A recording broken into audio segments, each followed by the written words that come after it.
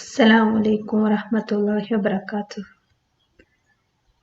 Today I am going to start our chapter with a famous quote written our Lucasian professor Stephen Hawking. What's that quote? എന്ത് നഷ്ടപ്പെടുത്തി എന്നതിലല്ല എന്ത് ബാക്കിയുണ്ട് എന്നതിലാണ് കാര്യം.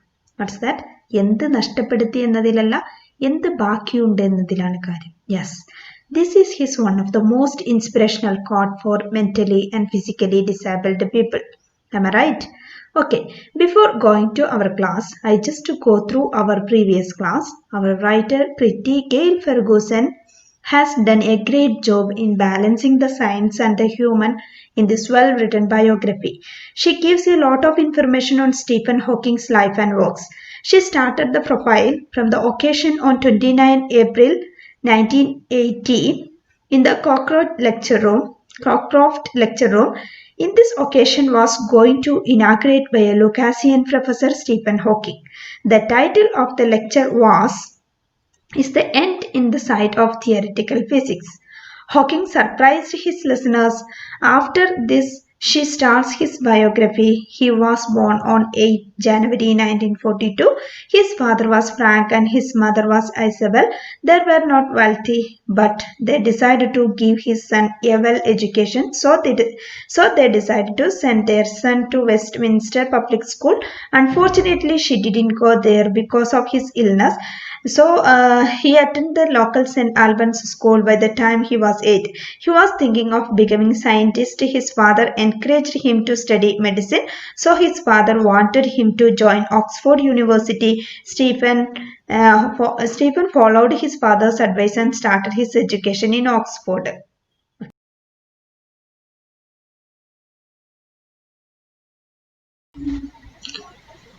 Nevertheless, for about a year and a half, Hawking was lonely and bored. He was not inspired to relieve his boredom by exerting himself academically, but halfway through his second year, he began to enjoy Oxford. അങ്ങനെ അദ്ദേഹം ഓക്സ്ഫോർഡിൽ ചേർന്ന് ഓക്സ്ഫോർഡിൽ പഠിച്ചുകൊണ്ടിരിക്കുന്ന കാലഘട്ടം അദ്ദേഹത്തിന് ഭയങ്കര lonely ആയിട്ടും ഭയങ്കര boring ആയിട്ടും ഫീൽ ചെയ്തു. He was not inspired to relieve his boredom by exerting himself academically hard work ചെയ്ത് അദ്ദേഹത്തിന്റെ ഈ ബോറിംഗ് മാറ്റാനൊന്നും അദ്ദേഹം ആ കാലഘട്ടത്തിൽ ശ്രമിച്ചിരുന്നില്ല. But half way through his second year, പക്ഷെ സെക്കൻഡ് ഇയറിൽ ഒരു പകുതിയോളം എത്തിയപ്പോഴേക്കും he began to enjoying Oxford. അദ്ദേഹം ഓക്സ്ഫോർഡ് എൻജോയ് ചെയ്യാൻ തുടങ്ങി.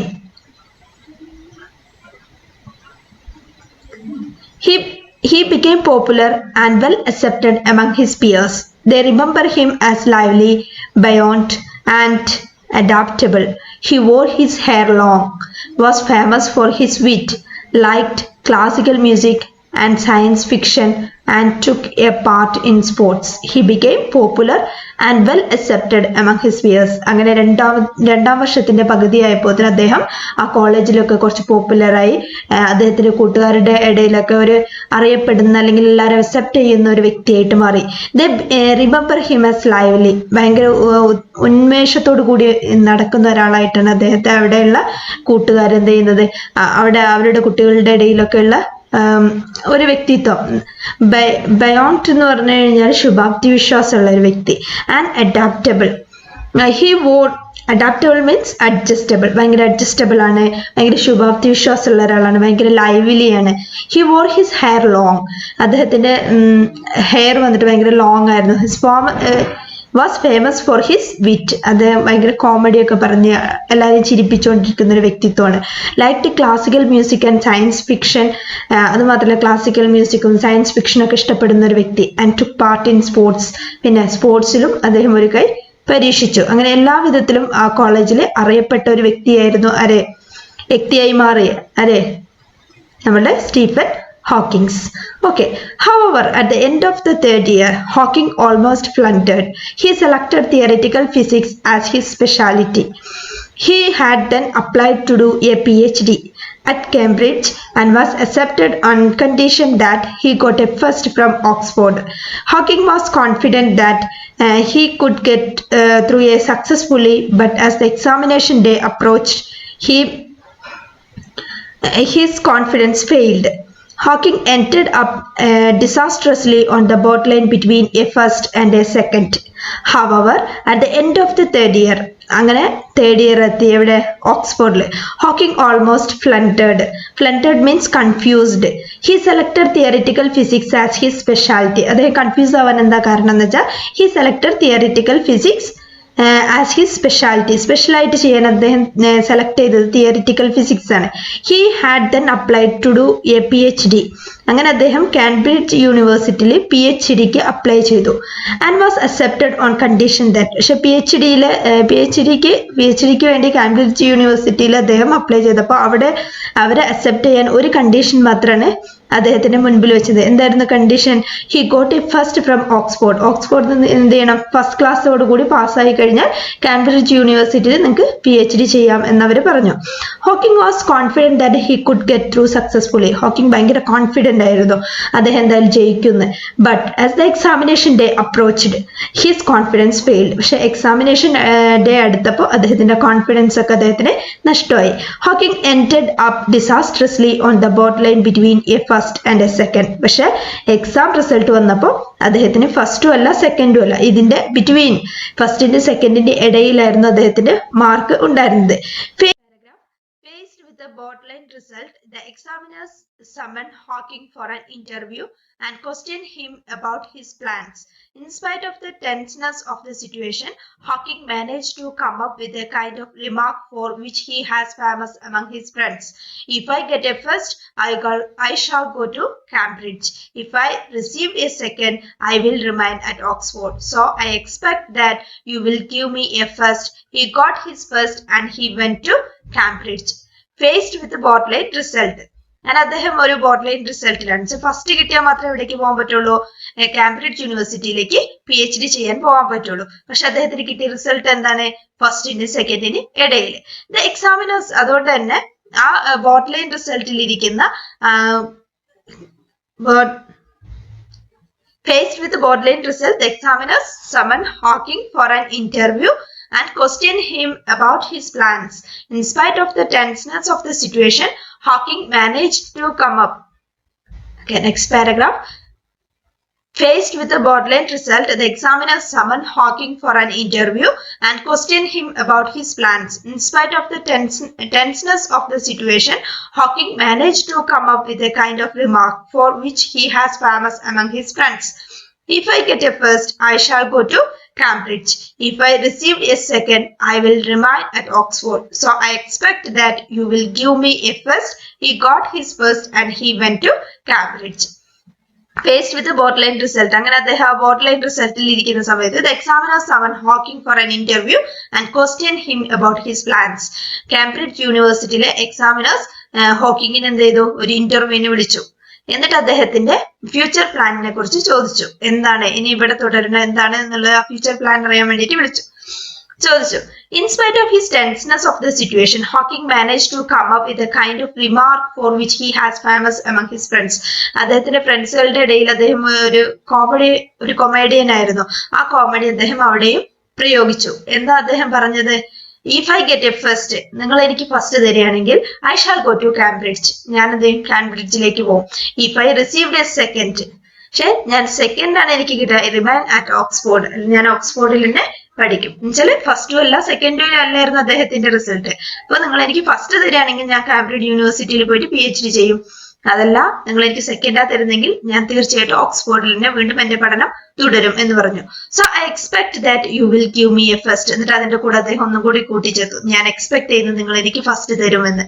He got his first and he went to Cambridge. അങ്ങനെ അദ്ദേഹത്തിന് ഫസ്റ്റ് കിട്ടി, അദ്ദേഹം കാംബ്രിഡ്ജിലേക്ക് പോയി. Next, his first year at Cambridge was worse than that at Oxford. His slipshod mathematical background caught up with him and he found general relativity extremely tough. Another far more disastrous problem arose then. During his third year at Oxford, Hawking started getting clumsy. He would fallen once or twice for no apparent reason. The following autumn at Cambridge, he had trouble tying his shoes and sometimes he had difficulty talking. His first year at Cambridge was worse than at ഓക്സ്ഫോർഡിലെ first year ഒക്കെ അവർക്ക് ഭയങ്കര മോശമായിരുന്നു. അതിനേക്കാളും മോശമായിരുന്നു കാംബ്രിഡ്ജിലുള്ള അദ്ദേഹത്തിന്റെ first year.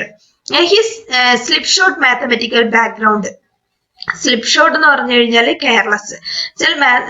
മാത്സിൽ അദ്ദേഹത്തിന് നല്ലൊരു ബാക്ക്ഗ്രൗണ്ട് ഇല്ലായിരുന്നു, അത് അദ്ദേഹത്തെ കാര്യമായി ബാധിച്ചു. And he phone general relativity extremely tough. General റിലേറ്റിവിറ്റിയുടെ ഭാഗം ഭയങ്കര ടഫ് ആയിട്ട് അദ്ദേഹത്തിന് ഫീൽ ചെയ്തു. Another far more disasters problem arouse then. പക്ഷെ വേറൊരു പ്രോബ്ലം കൂടി, ഭയങ്കര പ്രോബ്ലം കൂടി ആ സമയത്ത് ഉയർന്നു വന്നു.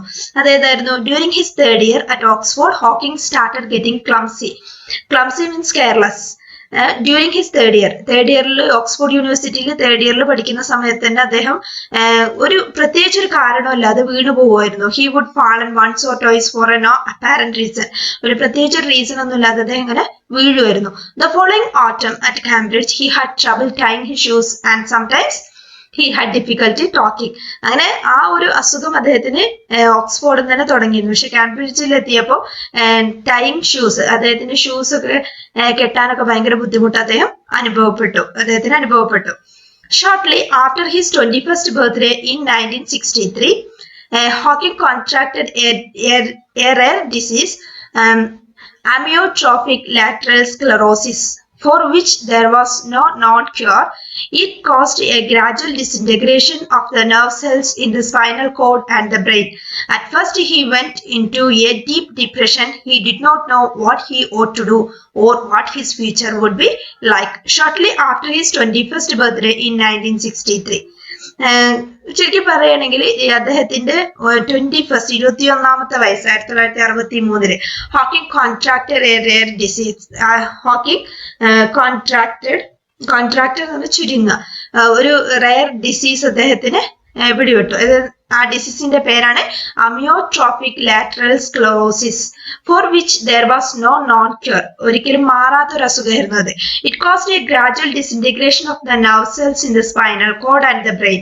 സ്പൈനൽ കോഡിലേക്കും ബ്രെയിനിലേക്കും പോകുന്ന നർവ് സെൽസിന് എന്താണ് ഡിസിന്റഗ്രേഷൻ എന്ന് പറഞ്ഞാൽ നശിക്കുക. Disintegration of the nerve cells in the spinal cord and the brain.